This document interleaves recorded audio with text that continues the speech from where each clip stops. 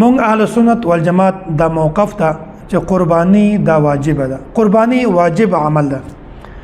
د لسمې ذوالحجې نه ونیسه د 14مې ذوالحجې پورې ماښامه پورې هر مقیم آزاد او مسلمان چې هغه صاحب نصاب وي په هغه باندې وړوکی څاروی یو او په غټ څاروي کې اومه حصه د هغې قرباني کول دغه واجبه ده.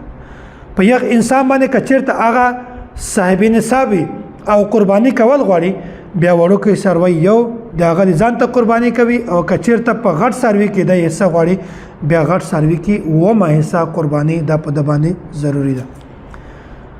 الله تعالی قرآن کریم کې فرمایي فصل لربک وانحر، وایي تاسې فصل لربک خپل رب طرف ته لمونځ کوئ، وانحر او قرباني کوئ. د دغه تفصیل د دغه تشریح دا ابو بکر الجساس دغه یو غټ مفسر ده.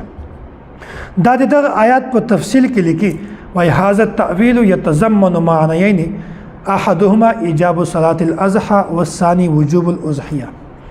وایي د دغه آیات نه دوه خبرې ثابتېږي. اوله خبره خدا ده چې د اختر لمونځ دغه واجب ده، او دومه خبره دا ده چې قرباني دغه واجبه ده. نو مونږ تاسې ډېرې کوتاهۍ کوو. بعضې یوه طبقه داسې ده چې هغه د قرباني د وجوب منکر دي.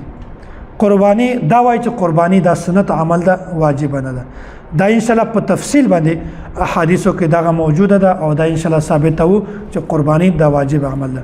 علمي اصطلاح کې امر د وجوب دپاره استعمالیږي چې کوم ځای کې امر وي د الله رسول حکم ورکړی وي تاسې قرباني کوئ، د دې نه وجوب ثابتېږي. نو داسې دا مفسر فرمایي چې د دې نه دوه خبرې ثابتېږي. یو دا چې قرباني واجبه ده او دوم نمبر دا ده چې د اختر لمونځ دا هم واجب ده. او بعضې خلک د اختر په مانځه کې ډېره زیاته کوتاهي کوي، ډېره زیاته کوتاهي کوي. هغه د اختر لمونځ بالکل واجب هم نه ګڼي. د اختر په مانځه کې صرف د اختر په ورځ باندې صرف خوشحالي مناوي، بس دا وایي چې اختر لمونځ دا خو د اختر ورځ دا خو صرف د قرباني دپاره ده، د خوشحالي دپاره ده، بس یو عیش او خپل یو خوندون اخلي. نه، د اختر لمونځ چې کومه ده دا هم واجب ده او بیا قرباني دا هم واجبه ده. او دا د قرباني په وجوب باندې حضرت ابو هريره رضی الله تعالی عنه دا روایت موجود ده. وایي نبی علیه الصلوة والسلام فرمایي من کان له ساعة ولم یضحي فلا یقربن مصلانا. وایي کوم سړی چې صاحب وسعت وي، هغه صاحب نصاب وي او د بیا هم قرباني نه وکړي فلا یقربن مصلانا، نو د الله رسول فرمایي چې دا د مونږ عیدګاه ته کله هم نږدې نه راځي. څومره سخت وعید د الله رسول بیان کړی ده او دومره سخت وعید دا د وجوب په پرېښولو باندې راځي، د وجوب نه بغیر د سنت په پرېښولو باندې نه راځي. دې نه دا معلومه شوه چې قرباني دا واجب عمل ده، سنت نه ده.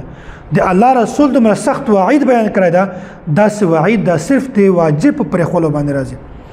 او داسې علامه فخر الدین عثمان بن علي زیلعي دا فرمایي ومثل هذا الوعید لا یلحق بترک غیر الواجب. وایي داسې وعیده دا صرف د وجوب په پرېښولو باندې راځي، په بل شي باندې نه راځي. دغه نه دا خبره ثابته شوه چې قرباني دا واجبه ده. هغه سړی چې هغه صاحب نصاب وي، هغه سره د نصاب مطابق مال موجود وي، په هغه باندې قرباني واجبه ده. او چې کوم سړی صاحب نصاب نه وي، په هغه باندې قرباني هم نه ده واجبه. نو ډېر زیات احتیاط کوئ.